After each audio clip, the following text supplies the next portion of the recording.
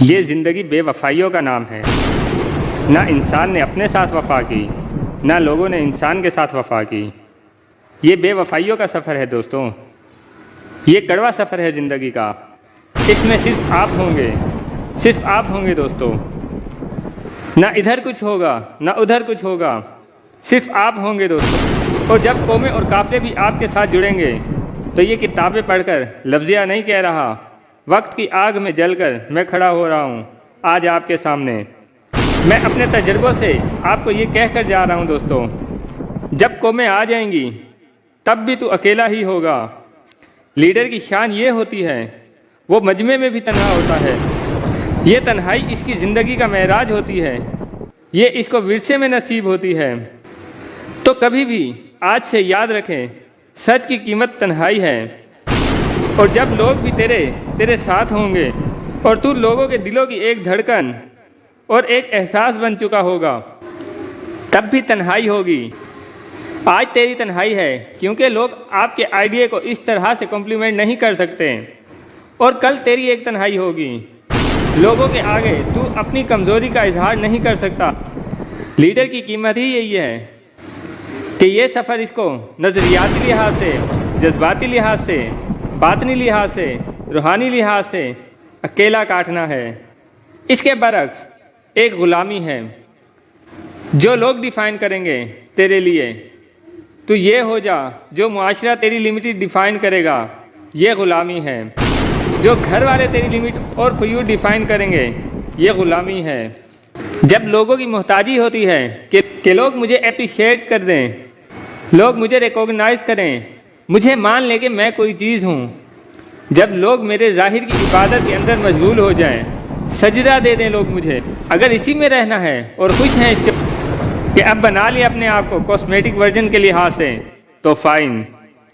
لیکن کچھ بریڈ اس دنیا میں نہیں بنے دوستوں، کچھ رگوں کے خون وہ غلامی قبول نہیں کر سکتے، کیونکہ انسان تو بنا ہے اپنے آپ کو فتح کرنے کے لیے، اور پھر انسان تو بنا ہے دنیا کو فتح کرنے کے لیے، افلاک کے اوپر ایک نام بننے کے لیے، لوگوں کے چلتے ہوئے زندگی کے اندر ان دھڑکنوں میں ایک احساس بننے کے لیے، ان کی ٹھنڈ میں ایک گرمائش بننے کے لیے، اور ان کے گرم ترین حالات کے اندر ان کے کلیجے کی ٹھنڈ بننے کے لیے۔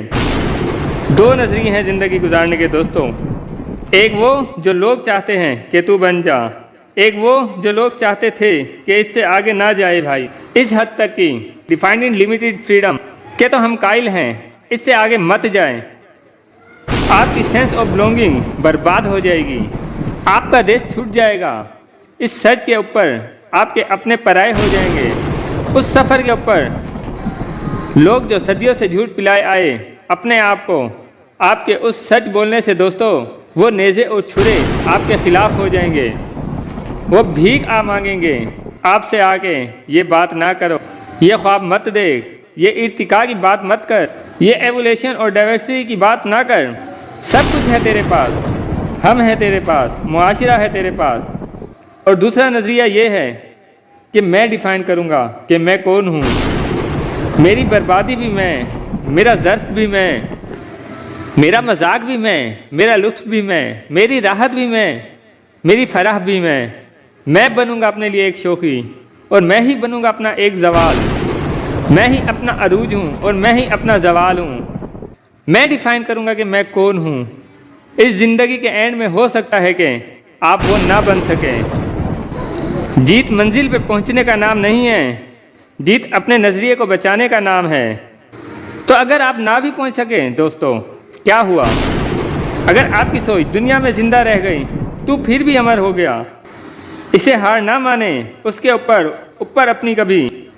تو یہ پہلی چیز آپ نے یاد رکھنی ہے، آج جس جگہ پر بھی بیٹھے ہیں، جن ڈگریوں کو اچیو کر رہے ہو یا اٹین کر رہے ہو، یہ تنہائیوں کا سفر ہے دوستو، یہ درد بھرا سفر ہے، تکلیفیں ہیں، آگ ہیں، خنجر ہیں، نیزے ہوں گے۔ جس دن آپ نے سچ بول دی اپنے آپ سے، لیکن آپ نہیں جانتے آپ کہاں تک جا سکتے ہیں۔ آپ کو ان گلیوں کو طلاق دینی ہوگی دوستو، آپ کو ان محفلوں کو خیر آباد کرنا ہوگا۔